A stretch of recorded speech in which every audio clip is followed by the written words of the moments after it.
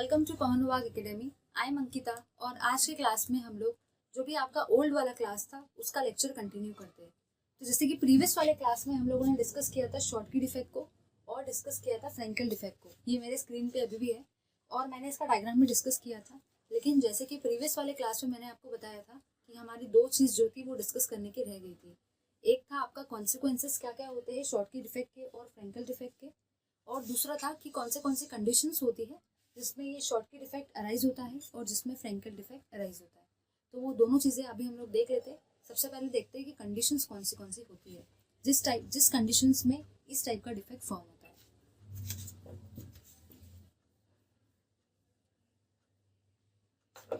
तो सबसे important condition जो है वो ये है, इसको भी हम लोग कंपैरेटिव फॉर्म में स्टडी करेंगे कंडीशंस।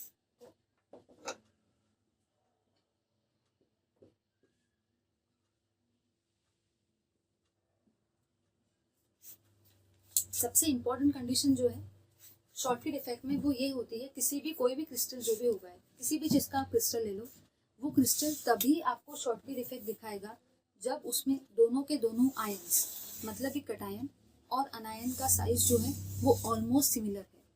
क्योंकि अगर आप ध्यान देते हो तो इस टाइप के डिफेक्ट में आपका कटायन भी रिमूव हो रहा है और उसी समय पे एट द सेम टाइम आपका अनायन भी रिमूव हो रहा है। तो कटायन और अनायन दोनों एक समय पे एक वन टाइम पे ही रिमूव हो रहे हैं। इसलिए इस टाइप के डिफेक्ट में हम लोग ये कह सकते हैं कि जो भी आपका कटायन है और जो भी आपका अनायन है उनका जो भी साइज का डिफरेंस है वो बहुत ज़्यादा स्मॉल है। मतलब कटायन और अनायन ऑलमोस्ट आपकी सेम साइज के है। तो इसमें पहली कंडीशन ये आएगी, स्मॉल डिफरेंस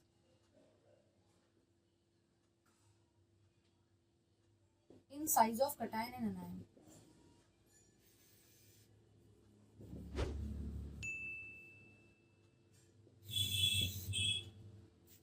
और सेकेंड कंडीशन जो है जो रिक्वायर्ड होती है शॉर्टकी डिफेक्ट को फॉर्म होने के लिए, वो सेकेंड कंडीशन आपकी ये है कि कोई भी क्रिस्टल होता है, जो भी क्रिस्टल आप ले रहे हो, किसी भी चीज़ का क्रिस्टल ले रहे हो, उसका कोऑर्डिनेशन नंबर हमेशा बहुत ज़्यादा होना चाहिए। Should have high coordination number. ये हुआ इसका दूसरा क्राइटेरिया। और जो तीसरी कंडीशन है वो ये है कि कोई भी क्रिस्टल जो होता है उसको आयोनिक कैरेक्टर जो होता है वो भी बहुत ज़्यादा हाई होना चाहिए, तभी जाके वो क्रिस्टल आपको शॉर्टकी डिफेक्ट दिखाएगा। तो crystal should have high ionic character.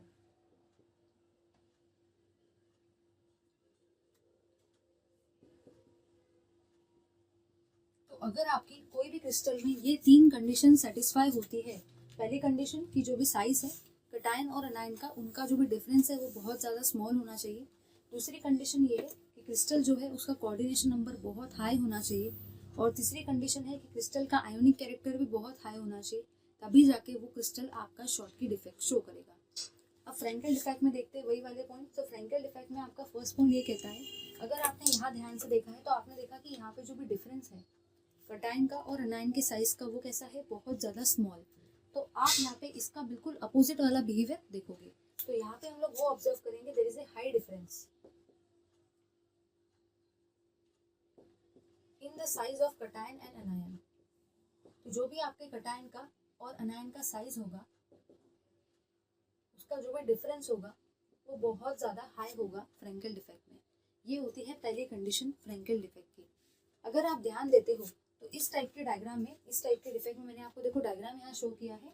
जो भी कटायन आपका रेगुलर पोजीशन पे था वो कटायन अपनी रेगुलर पोजीशन से आ गया है इंटरस्टिशियल पोजीशन में, मतलब वैकेंट पोजीशन में, है ना। ऐसी पोजीशन जो इंटर पार्टिकल्स के बीच में होती है उनको हम लोग इंटरस्टिशियल पोजीशन बोलते हैं।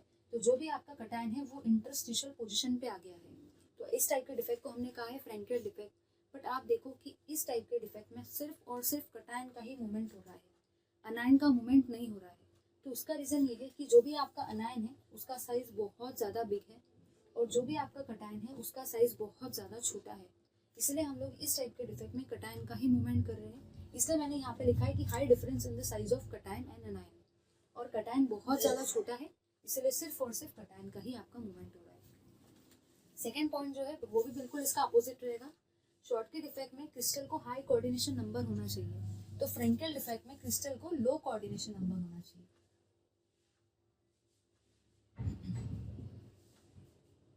लो कोऑर्डिनेशन नंबर। और तीसरी कंडीशन जो है ना फ्रेंकल डिफेक्ट के लिए, वो ये है कि crystal should have low ionic character.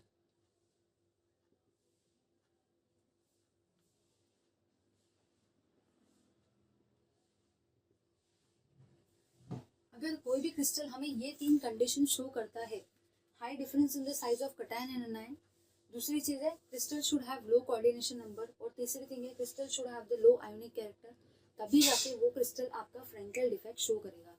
अगर ये तीन कंडीशन सेटिस्फाई नहीं हुई ना, तो कोई भी क्रिस्टल आपका फ्रेंकल डिफेक्ट भी शो नहीं करेगा। अब हम लोग देखते हैं कि कौन से कॉन्सिक्वेंसेज होते हैं इस टाइप के डिफेक्ट की वजह से। मतलब अगर कोई भी क्रिस्टल के अंदर ये तीन कंडीशन सेटिस्फाई होती है, तो वो ये वाला डिफेक्ट शो करेगा। ठीक है, हम लोगों ने डायग्रामेटिकली भी देख लिया है, लेकिन ये डिफेक्ट शो करने के बाद ऐसे कौन से रिजल्ट्स है, ऐसे कौन से इफेक्ट्स है, ऐसे कौन से कॉन्सिक्वेंसेज है जो हम लोग ऑब्जर्व करेंगे। अब हम लोग वो देख लेते हैं, क्योंकि कॉन्सिक्वेंसेज पे भी क्वेश्चंस आए हैं प्रीवियस ईयर्स में, तो हम लोग को वो भी चीज़ देखना ज़रूरी है, क्योंकि वो भी इंपॉर्टेंट है। इसका एक बार स्क्रीनशॉट ले लो। अब हम लोग देखते हैं कॉन्सिक्वेंसेज को। डायग्राम को एज इट इज रिटेन रहने देते। कॉन्सिक्वेंसेज,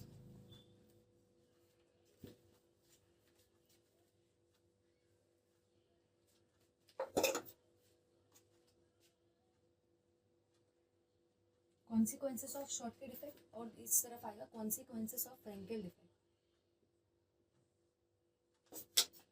तो जो पहला कॉन्सिक्वेंस है शॉर्टकट डिफेक्ट का, वो आपको ये कहता है कि ध्यान से सुनना और समझना। अगर आप देखते हो तो इस टाइप के डिफेक्ट में आपका कटायन और अनायन दोनों एक ही टाइम पे बाहर जा रहे हैं। ये है आपका क्रिस्टल, ये है आपके कटायन और ये है आपके अनायन। ये दोनों के दोनों आयंस, कटायंस और अनायंस, ये दोनों के दोनों यहाँ से बाहर निकल रहे हैं। तो आपने क्या देखा कि इस क्रिस्टल के अंदर में अगर ये दोनों आयंस बाहर जाते हैं, तो आपके जो भी नंबर ऑफ पार्टिकल्स है वो रिड्यूस हो रहे हैं। इसलिए मैंने ऐसा लिखा है कि आफ्टर द शॉर्टकट डिफेक्ट,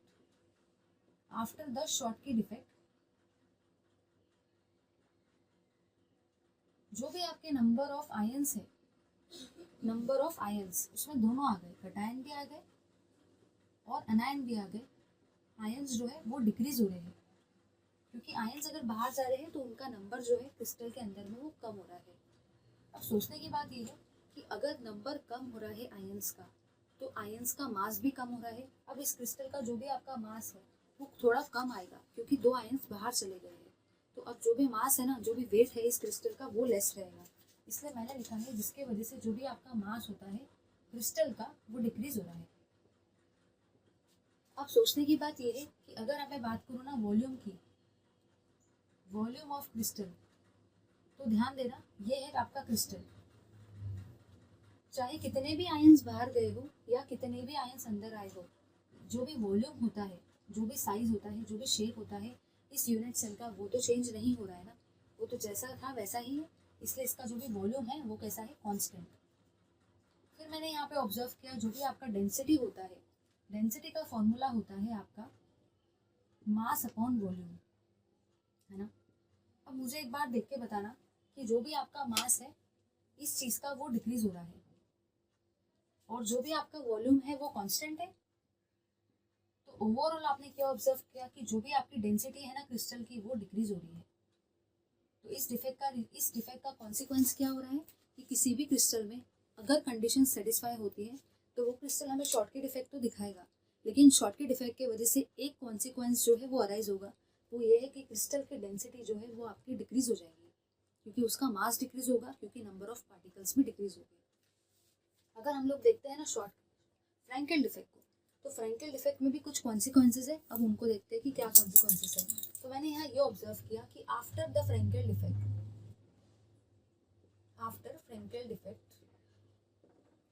देखना इधर, अगर आप ध्यान से देखते हो तो फ्रेंकल डिफेक्ट में क्या हो रहा है, जो भी आपका कटायन था रेगुलर वाले पोजीशन से नॉर्मल वाले पोजीशन से वो मूव हो गया इंटरस्टिशियल पोजीशन में, लेकिन वो जो आयन था, कटायन जो था आपका, वो क्रिस्टल के अंदर ही है अभी भी, वो क्रिस्टल के बाहर नहीं गया है। वो बात अलग है कि वो अपनी एक पोजीशन से दूसरी पोजीशन पे चले गया, but still it is a part of crystal. इसलिए हम लोग ऐसा कहेंगे कि जो भी आपके नंबर ऑफ आयंस थे वो कैसे है, कांस्टेंट। नंबर ऑफ आयंस ना आपके डिक्रीज हुए ना आपके इंक्रीज हुए, बस वो क्रिस्टल के अंदर में ही उनका मूवमेंट चालू है। मतलब मैं ये कहूँगी कि जो भी आपका मास होता है क्रिस्टल का, वो भी कैसा है, कांस्टेंट है, मास भी कांस्टेंट है। क्योंकि अगर number of ions he constant है तो मास भी कांस्टेंट है, और वॉल्यूम तो वैसे भी कांस्टेंट ही रहता है किसी भी क्रिस्टल का, तो वॉल्यूम भी कांस्टेंट है। तो फिर मैंने यहाँ पे क्या ऑब्जर्व किया कि डेंसिटी का मतलब होता है आपका मास अपॉन वॉल्यूम। अब आप लोग मुझे बताओ कि मास भी कांस्टेंट है और वॉल्यूम भी कांस्टेंट है, इसका मतलब इसमें आपके डेंसिटी में कोई भी चेंज ऑब्जर्व नहीं हो रहा है, तो डेंसिटी इज सेम। जो भी आपकी डेंसिटी होती है ना, वो कैसी है, सेम है फ्रेंकेल इफेक्ट के बाद। तो ये वाले दो कॉन्सिक्वेंसेस है जो इम्पोर्टेंट है, जो आपको मेंशन करना है पेपर में।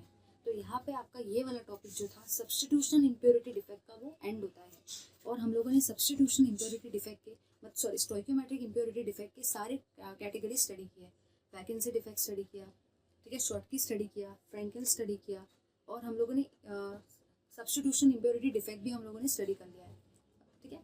तो ये वाली चीज़ जो ये हो चुकी है, इसका आप स्क्रीनशॉट ले लो, ये काफ़ी ज़्यादा इंपॉर्टेंट है, ठीक है। अब हम लोग देखते हैं नेक्स्ट टाइप। अब होते हैं आपके और दो टाइप्स इम्प्योरिटी डिफेक्ट के, उसको देखते हैं। तो इम्प्योरिटी डिफेक्ट जो होता है, इसको हम लोगों ने डिस्कस कर लिया था चार्ट के वक्त, और तो मैंने आपको ये बताया था इम्प्योरिटी डिफेक्ट में, मैंने आपको ये बताया था कि कोई भी इम्प्योरिटी जो होती है, कोई भी फॉरेन पार्टिकल जो होता है बाहर से, वो क्रिस्टल के अंदर में आ जाता है, तो उस टाइप के डिफेक्ट को मैंने बताया था कि इम्प्योरिटी डिफेक्ट हम लोग कहते हैं, है ना। इतना डिस्कशन हो गया था, लेकिन एक चीज़ डिस्कस होनी रह गई है कि इम्प्योरिटी डिफेक्ट के भी आपके 2 टाइप्स होते हैं। तो देखते हैं अब उनको डिटेल में कि कौन से 2 टाइप होते हैं इम्प्योरिटी डिफेक्ट के। एक होता है आपका सब्स्टिट्यूशन इम्प्योरिटी डिफेक्ट,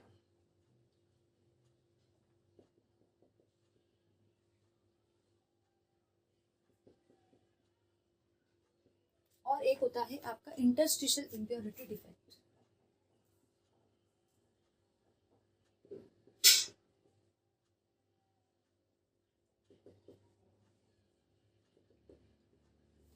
तो पहला कैटेगरी है आपका सब्स्टिट्यूशन इम्प्योरिटी डिफेक्ट, और दूसरा कैटेगरी है आपका इंटरस्टिशियल इम्प्योरिटी डिफेक्ट। अगर आप ध्यान देते हो ना, तो आपने यहाँ पे ये चीज़ ऑब्जर्व की है कि इसका जो नेम है वही इसकी प्रॉपर्टीज़ के बारे में आपको बता रहा है।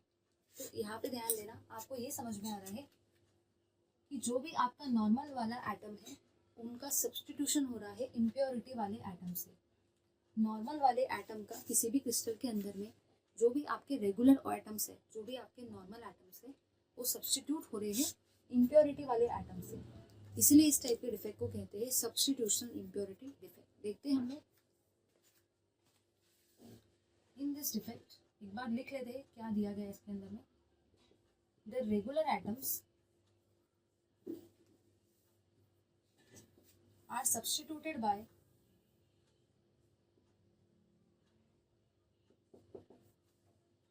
impurity atoms। और इम्प्योरिटी के जो भी एटम्स होते हैं ना, हम लोग उनको फॉरेन एटम्स कहते हैं। फॉरेन मतलब ही आप समझ लो, फॉरेन कंट्री मतलब ही बाहर से कोई एटम आ रहा है, फॉरेन से कोई पर्सन आ रहा है, तो फॉरेन एटम कहलाएगा वो, ठीक है।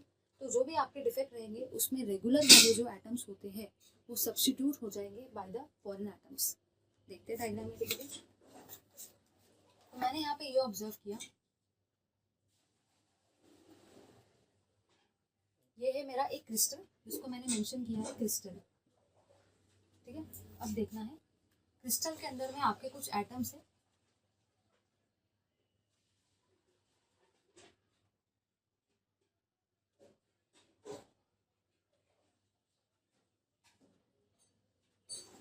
तो आप यहाँ एक चीज ऑब्जर्व कर रहे हो। अगर आप इस डायग्राम को ध्यान से देखते हो तो आपको इसमें 2 कलर के पार्टिकल्स दिख रहे हैं। तो ये वाले जो रेड कलर के पार्टिकल्स है, ये दूसरे पार्टिकल्स है, और जो ब्लैक कलर के पार्टिकल्स है वो दूसरे पार्टिकल्स है, और ओवरऑल जो है ना, ये है आपका एक क्रिस्टल। तो आपने यहाँ पे ये देखा कि ये है आपके नॉर्मल वाले, ले लो आप कॉपर के एटम्स, ये है आपके कॉपर के एटम्स। अब क्या हो रहा है, इस टाइप के डिफेक्ट में जो भी आपके कॉपर के एटम्स थे वो रिप्लेस हो गए बाय द जिंक एटम। तो यहाँ पे आपके जो जिंक के एटम है ना, वो है आपके फॉरेन एटम्स, फॉरेन एटम्स। और फॉरेन एटम्स मतलब ही क्या होता है, बाहर से आने वाले एटम्स। तो फॉरेन एटम्स को हम लोग इम्प्योरिटी एटम्स भी बोल सकते हैं, और इम्प्योरिटी एटम्स। तो मैंने यहाँ पे ये ऑब्जर्व किया कि जो भी आपके फॉरेन वाले एटम्स है या जो भी आपके इम्प्योरिटी वाले एटम्स है, ऐसे एटम्स जो बाहर से आ रहे हैं, उन्होंने क्या किया, कॉपर के रेगुलर वाले एटम्स को रिप्लेस कर दिया और कॉपर के रेगुलर वाले एटम्स की जगह खुद अपनी पोजीशन गेन कर ली। तो देखो इधर कॉपर के ये थे रेगुलर वाले एटम्स यहाँ पर, अब यहाँ पे आपके जिंक के एटम्स आ गए। तो ये वाले जो एटम्स है ना आपके रेड कलर वाले, ये है आपके जिंक के एटम्स जो कॉपर के पोजीशन पे आ गए हैं। ठीक है, तो मैंने यहाँ पे ये देखा कि जो भी आपके कॉपर के एटम्स है, copper atoms are substituted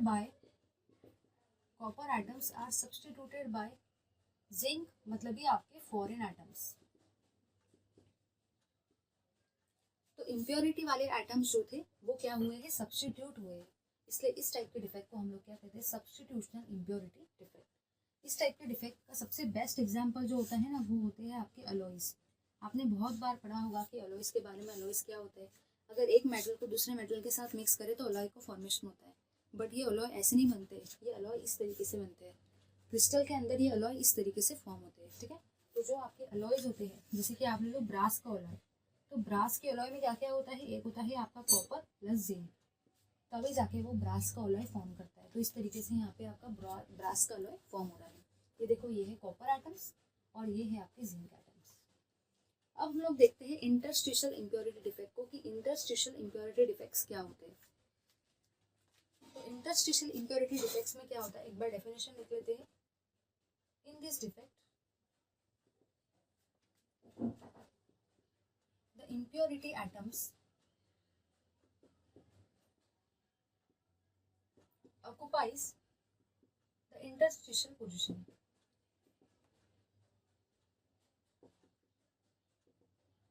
in crystal। तो मैंने इंटरस्टिशियल इम्प्योरिटी डिफेक्ट में क्या देखा है कि जो भी आपके इम्प्योरिटी वाले एटम्स है, मतलब जो भी आपके फॉरेन एटम्स है, ऐसे एटम्स जो बाहर से आ रहे हैं, अब वो रेगुलर वाले एटम को सब्स्टिट्यूट नहीं कर रहे, वो बाहर से आने वाले एटम्स आपके इंटरस्टिशियल पोजीशंस को ऑक्यूपाई कर रहे हैं।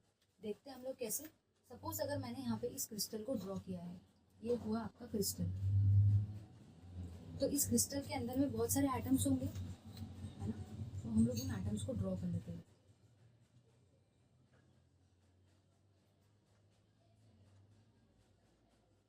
फिर हम लोगों ने एक और चीज़ देखी कि जो भी एटम्स के बीच में, इंटर पार्टिकल्स के बीच में जो भी आपकी स्पेस होती है, उस एम्प्टी स्पेस को हम लोग क्या कहते हैं, इंटरस्टिशियल स्पेस। स्पेस जो होती है यहाँ पे, जो भी आपको स्पेस दिखती है ना, हम लोग लास्ट क्लास में डिस्कस कर चुके हैं, उनको हम लोग कहते हैं इंटरस्टिशियल स्पेस और इंटरस्टिशियल पोजीशंस। तो मैंने क्या देखा है, इस टाइप के डिफेक्ट में क्या होगा कि जो भी आपका फॉरेन एटम है, मतलब जो भी आपका बाहर से आने वाला एटम है ना, अब वो किसी रेगुलर एटम को सब्स्टिट्यूट नहीं करेगा, वो एटम आपके इंटरस्टिशियल पोजीशन पे आके ऑक्यूपाई हो जाएगा। देखो इधर इस तरीके से। तो आपके फॉरेन वाले एटम्स जो थे वो इंटरस्टिशियल पोजीशंस को ऑक्यूपाई कर लिया उन्होंने, इस तरीके से वो यहाँ पे आए। बट इसके केस में क्या था, इसके केस में जो आपके फॉरेन वाले एटम्स थे, मतलब जो आपके इम्प्योरिटी वाले एटम थे, वो रेगुलर एटम को सब्स्टिट्यूट कर रहे थे, इसलिए उसका नाम सब्स्टिट्यूशनल इम्प्योरिटी डिफेक्ट था। बट इसके केस में फॉरेन वाले एटम्स इंटरस्टिशियल पोजीशंस को ऑक्यूपाई कर रहे हैं, इसलिए इस डिफेक्ट का नाम है इंटरस्टिशियल इम्प्योरिटी डिफेक्ट। तो इसका एग्जाम्पल हम लोग देखते हैं। आप समझ लो ये जो पार्टिकल्स है ना, ये है आपके आयरन के पार्टिकल्स, या फिर आप समझ लो ये है आपके आयरन के एटम्स। तो इन आयरन के एटम्स के बीच में ये जो भी आपके इम्प्योरिटी वाले एटम्स आ रहे हैं ना, वो एटम्स हैं आपके कार्बन के एटम्स। तो ये जो रेड कलर वाले एटम्स है, ये है आपके कार्बन के एटम्स। ठीक है, तो ये रहेगा इसका एग्जाम्पल। तो आपको एग्जाम्पल को एक्सप्लेन करते वक्त डायग्रामेटिकली एक्सप्लेन करना है। तो यहाँ पे आपका इम्प्योरिटी डिफेक्ट वाला टॉपिक खत्म होता है, जिसके दो टाइप्स मैंने आपको एक्सप्लेन किए हैं। पहला टॉपिक है आपका सब्स्टिट्यूशनल इम्प्योरिटी डिफेक्ट और सेकंड वाला टॉपिक है आपका इंटरस्टिशियल इम्प्योरिटी डिफेक्ट। अब हम लोग बढ़ते हैं एक और नए टॉपिक की तरफ, जिसका नाम है वैकेंसी थ्रू एल्यूवेलेंट एटम, एल्यूवेलेंट इम्प्योरिटीज। देख लेते हैं वो चीज़ क्या है, देखते हैं क्या कहते हैं वैकेंसी थ्रू एल्यूवेलेंट इम्प्योरिटी। ये भी आपको कभी कभी ऐसे पूछा जाता है।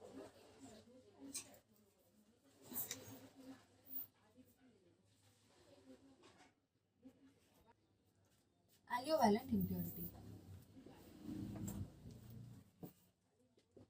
देखो इसका नाम थोड़ा सा डिफरेंट है और इसका जो भी एक्सप्लेनेशन है वो थोड़ा अलग है, इसलिए इस चीज़ को थोड़ा ध्यान से समझना।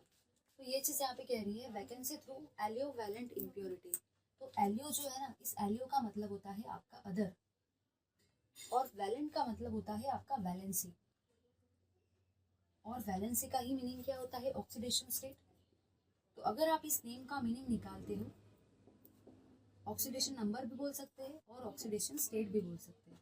तो इतना तो हमें समझ में आ गया है कि इस टाइप के डिफेक्ट में एक्चुअली क्या हो रहा है, वैकेंसी जो भी जनरेट हो रही है ना, वो ऑक्यूपाई हो रही है अदर वैलेंसी वाले ऑक्सीडेशन नंबर के एलिमेंट से, इसलिए इसका नाम है एलियोवैलेंट। एलियो मतलब अदर और वैलेंट मतलब वैलेंसी, और वैलेंसी का ही मतलब हो गया आपका डिफरेंट ऑक्सीडेशन स्टेट का। देखते हैं इस एक्सप्लेनेशन को with the help of diagram. Suppose अगर मैंने एक डायग्राम को ड्रॉ किया है, ध्यान से समझना।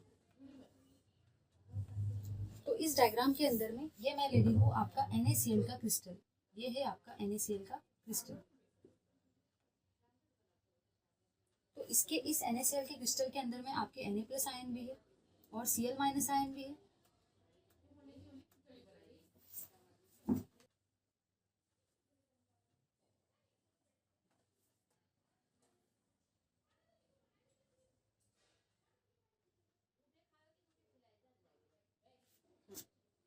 फिर आपने यहाँ पे ये देखा कि ये है आपके Na के कटायन, ये है Cl- आयन। कटायन का साइज हमेशा आपका छोटा होता है और अनायन का साइज आपका हमेशा बड़ा होता है। कभी भी डायग्राम को ड्रॉ करते वक्त उनका साइज सिमिलर मत दिखाना है, तो अदरवाइज वो मिस्टेक हो जाएगा, ठीक है।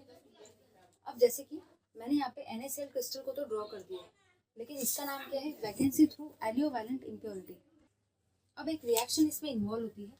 सपोज अगर मैंने लिया है NaCl और NaCl के अंदर मैं डालती हूँ ना SrCl2, तो देखते हैं हम लोग क्या जनरेट होता है। देखना इधर, NaCl के अंदर आपने ये देखा कि आपके Na+ कटायन जनरेट होते हैं, और SrCl2 के केस में आपका जनरेट होता है Sr2+ आयन।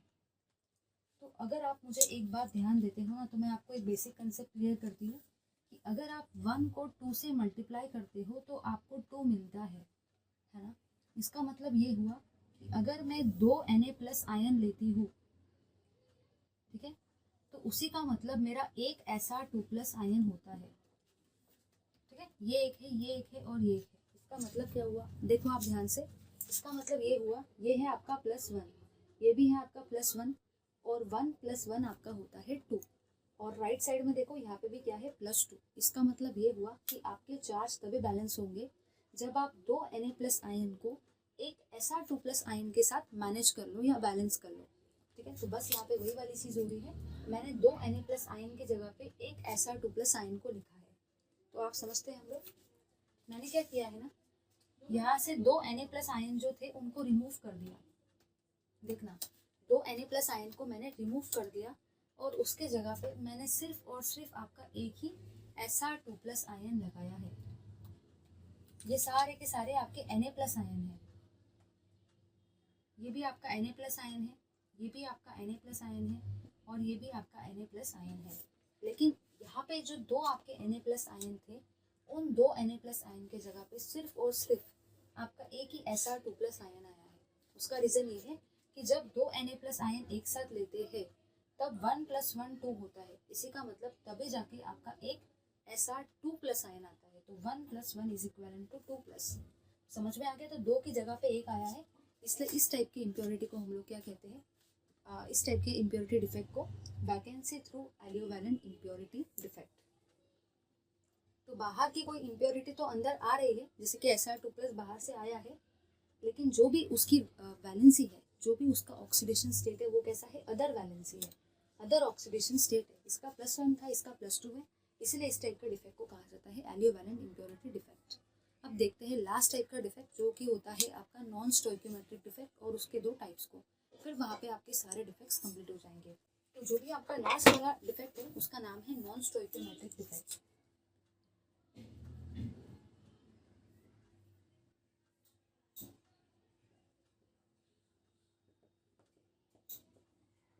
अगर आप ध्यान देते हो तो जैसे कि हम लोग ने चार्ट में डिस्कस किया था प्रीवियस क्लास वाले, उसमें ये चीज़ देखी थी कि कोई भी डिफेक्ट जो होता है, अगर उसमें जो भी रेशो है कटायन का और अनायन का अगर वो सेम नहीं है तो इस टाइप के डिफेक्ट को हम लोग कहते हैं नॉन स्टोइकियोमेट्रिक डिफेक्ट।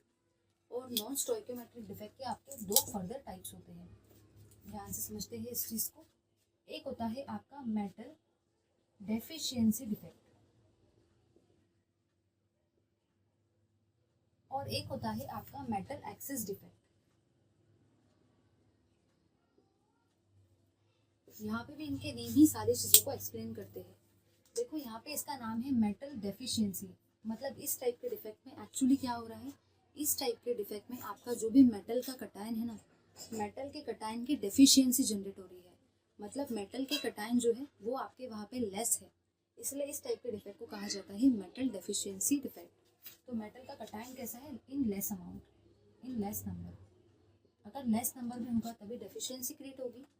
अगर आप देखते हो मेटल एक्सेस डिफेक्ट में, तो मेटल एक्सेस डिफेक्ट में मैंने ये वाली चीज़ ऑब्जर्व की है कि इस टाइप के डिफेक्ट में आपका जो भी मेटल है वो कैसा है, एक्स्ट्रा प्रेजेंट है।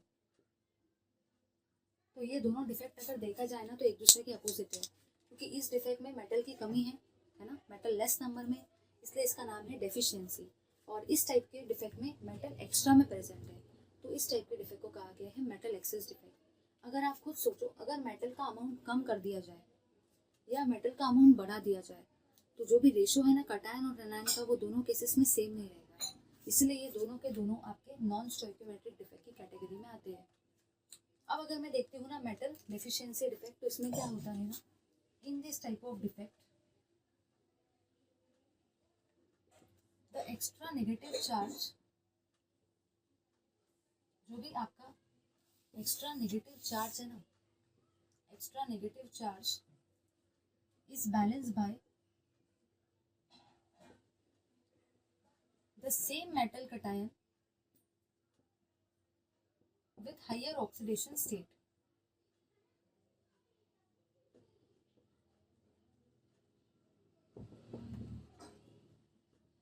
और इस टाइप के डिफेक्ट में क्या होता है उसको भी हम लोग देखेंगे, लेकिन पहले इसको समझ लेते हैं कि क्या कहा गया है।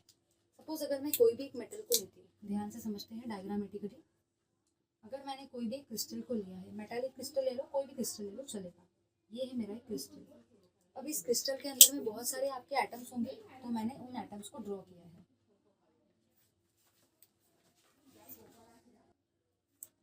अब ये तो हुआ क्रिस्टल, क्रिस्टल के अंदर में मैंने आपके ड्रॉ किए हैं एटम्स को।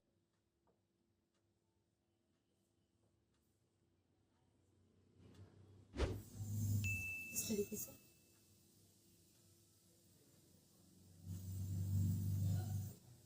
तो जो भी छोटे साइज वाले रहेंगे वो रहेंगे आपके कटायंस, और जो भी बड़े साइज वाले रहेंगे वो रहेंगे आपके अनायंस। ठीक है, ये हुआ मेरा एक क्रिस्टल मैंने लिया है। तो इस क्रिस्टल में मैंने ऑब्जर्व क्या किया ना, वो मैं अभी देखती हूँ। ठीक है, ये क्रिस्टल है आपका NiO का क्रिस्टल। तो इस टाइप के डिफेक्ट जो होते हैं वो आपके NiO टाइप के क्रिस्टल्स में आपको देखने को मिलेंगे। तो जो भी मैंने यहाँ पे प्लस से रिप्रेजेंट किया है ना, ये जो भी आपका कटायन है, ये कटायन है आपका Ni2+ का। तो Ni2+ के कटायन को मैंने प्लस साइन से रिप्रेजेंट किया है, और जो भी आपका O2- अनायन है ना, उसको मैंने माइनस वाले साइन से रिप्रेजेंट किया है। ये मैंने नीचे में इनका रिप्रेजेंटेशन लिख दिया है।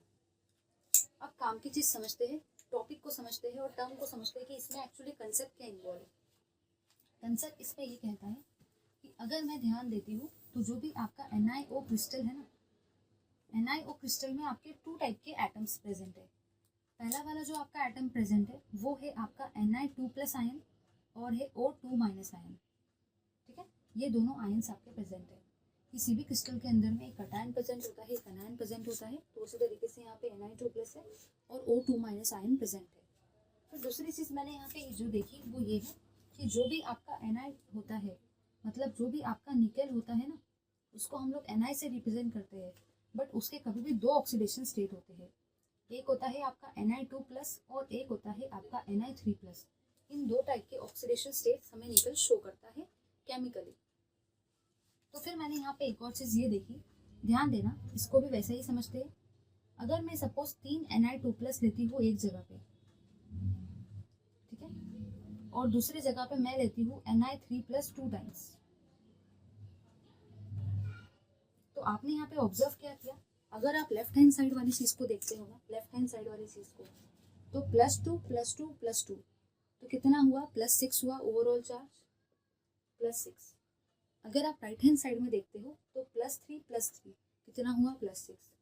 इसका मतलब जब भी मैं Na2+ के 3 कटायंस लेती हूँ तो Na3+ के मुझे 2 ही कटायंस लेने पड़ेंगे, क्योंकि 2 + 2 + 2 6 होता है और 3 + 3 भी 6 होता है।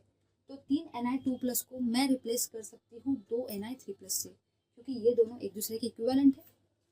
तो बस मैं क्या करूँगी, 3 Na2+ को रिप्लेस कर दूंगी। मैंने 3 Na2+ को यहाँ से हटा दिया और उसके जगह पे मैं 2 Na3+ लगा दूंगी, Na3+ और Na3+। ठीक है, समझ में आ गया है। तो 3 की जगह मैंने 2 ही आपके Na3+ को लगाया है, क्योंकि अब वो चार्ज बैलेंस हो गया है। कभी भी आपको चार्ज बैलेंस करना है तो चार्ज बैलेंसिंग के लिए आप लेफ्ट हैंड साइड के चार्ज गिन लो और राइट हैंड साइड के चार्ज गिन लो, तो आपका चार्ज बैलेंस हो जाएगा। समझ में आ गया। तो इस टाइप के डिफेक्ट को हम लोग क्या कहते हैं, मेटल डेफिशिएंसी डिफेक्ट। ओवरऑल अगर आप देखते हो तो यहाँ पे आपकी एक मेटल की डेफिशिएंसी जनरेट हो रही है, इसलिए इसका नाम क्या है, मेटल डेफिशिएंसी डिफेक्ट। अब देखते हैं हम लोग मेटल एक्सेस डिफेक्ट को। मेटल एक्सेस डिफेक्ट में आपके फिर से 2 कैटेगरी आते हैं, यहाँ पे ध्यान देना, यहाँ से क्वेश्चन आ सकता है। मेटल एक्सेस डिफेक्ट में हो सकता है by adding extra metal ion, क्योंकि इसका नाम क्या है, इसका नाम है आपका मेटल एक्सेस डिफेक्ट, मतलब आपका मेटल एक्स्ट्रा में प्रेजेंट है। इसलिए मैंने यहाँ पे लिखा है कि मैं बाहर से किसी मेटल को ऐड करूंगी। और दूसरा जो टाइप है वो उसका ये हो सकता है बाय अनायन वैकेंसी। जो भी बाय अनायन वैकेंसी है ना, इसी को हम लोग एफ सेंटर भी कहते हैं और इसी को हम लोग कलर सेंटर भी कहते हैं। ठीक है, और पेपर में है ना एफ सेंटर और कलर सेंटर पे पता नहीं बहुत बार क्वेश्चन आया है। तो ये वाला जो आपका डिफेक्ट है ना, ये एक्सट्रीमली इंपॉर्टेंट डिफेक्ट है, छोड़ना मत, इसको करके जाना। ठीक है, तो मेटल एक्सेस डिफेक्ट के आपके 2 तरीके से हो सकते हैं। By adding extra metal ion को हम लोग देखते हैं। कहना मुझे ये है कि इस टाइप के क्रिस्टल में आपको लेना है एग्जाम्पल ZnO का। अगर मैं आपके ZnO क्रिस्टल को लेती हूँ, ZnO क्रिस्टल को, तो मैंने यहाँ पे ये देखा, हम लोग डायग्राम को ड्रॉ करते हैं। तो ये है आपका कोई भी क्रिस्टल जिसका नाम है आपका ZnO क्रिस्टल। इस ZnO क्रिस्टल में बहुत सारे कटायंस भी होंगे और अनायंस भी होंगे, तो हम लोग कटायंस और अनायंस को ड्रॉ कर लेते हैं। ड्रॉ करते वक्त आपको हमेशा एक चीज़ ध्यान में रखना है, अगर नीचे छोटा है तो ऊपर बड़ा होगा, और अगर ऊपर छोटा है तो बाजू में बड़ा होगा। मतलब आजू बाजू में कभी भी सेम एटम नहीं आने चाहिए, एक छोटा एक बड़ा, इसी फैशन में आपको ड्रॉ करना है। ठीक है, फिर मैं आपको क्या कर रही हूँ, फिर मैंने इसमें कटायंस और अनायंस को प्लेस कर दिया है, बड़े वाला अनायन, छोटे वाले कटायन। तो जो भी आपके छोटे वाले हैं वो रिप्रेजेंट कर रहे हैं Zn2+ आयन को, और जो भी आपके बड़े वाले आयन हैं वो रिप्रेजेंट कर रहे हैं O2- आयन को।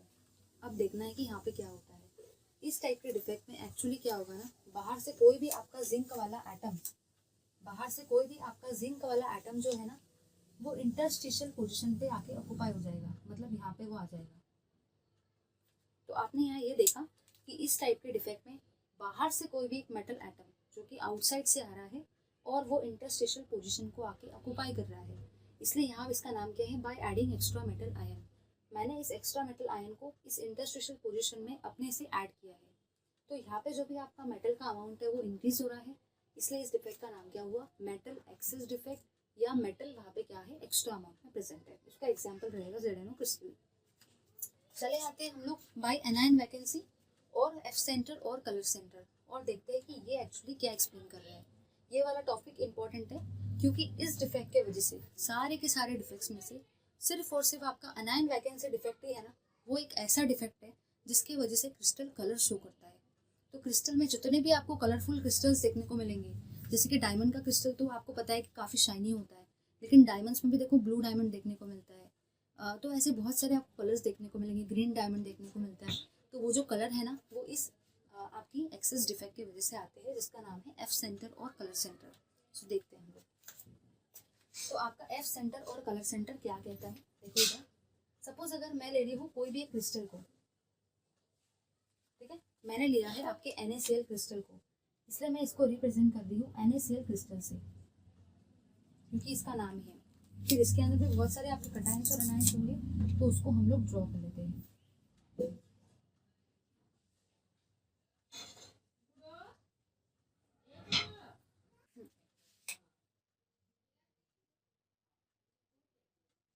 जो भी छोटे साइज वाले रहेंगे वो रहेंगे आपके कटायन और बड़े साइज वाले अनायन।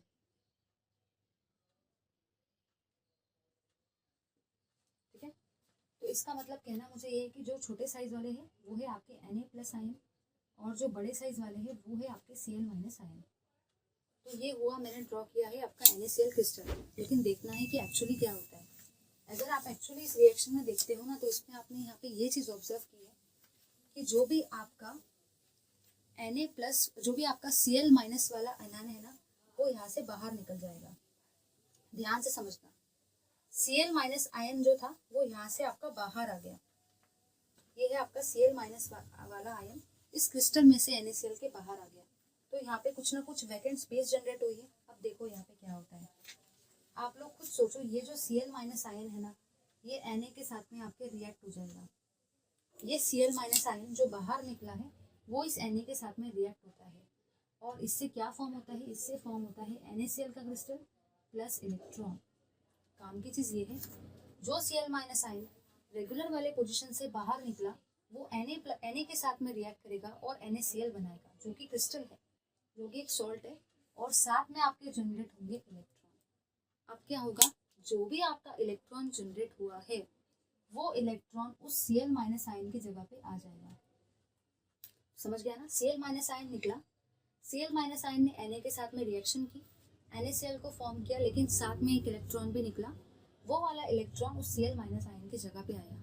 इसलिए यहाँ पे आपका क्या जनरेट हुआ है, कलर सेंटर जनरेट हुआ है, एक F नाम का सेंटर जनरेट हुआ है, और एक ऐसा सेंटर जनरेट हुआ है जिसकी वजह से कोई भी क्रिस्टल के अंदर कलर अराइज होता है, अलग अलग कलर्स क्रिस्टल शो करते हैं। इसलिए इस डिफेक्ट को कहा जाता है अनायन वैकेंसी डिफेक्ट। इसका मतलब क्या हुआ कि एक अनायन जो था Cl- आयन वो बाहर निकल गया, तो उसकी वैकेंसी जनरेट हुई, इसलिए इसका नाम क्या हुआ, अनायन वैकेंसी, क्योंकि एक अनायन बाहर निकला है, उसकी वैकेंसी जनरेट हुई और फिर उस वैकेंसी के जगह पे इलेक्ट्रॉन आ गया। अब इस डिफेक्ट की वजह से क्या होता है ना, काम की चीज़ ये है कि आपका NaCl जो होता है, नमक जो होता है, वो तो व्हाइट कलर का होता है, देखा है ना आपने, व्हाइट कलर के क्रिस्टल्स होते हैं। लेकिन इस डिफेक्ट की वजह से जो भी आपका नमक होता है, मतलब जो भी आपका NaCl का क्रिस्टल होता है, वो येलो कलर शो करता है, सिर्फ और सिर्फ this is only because of अनायन vacancy और F सेंटर और कलर सेंटर। सो यहाँ पे आपके डिफेक्ट्स के सारे टाइप्स खत्म होते हैं। नेक्स्ट वाले क्लास में हम लोग स्विच करेंगे बैंड थ्योरी को। Thank you very much for watching this video. If you find this video interesting then please do like and share.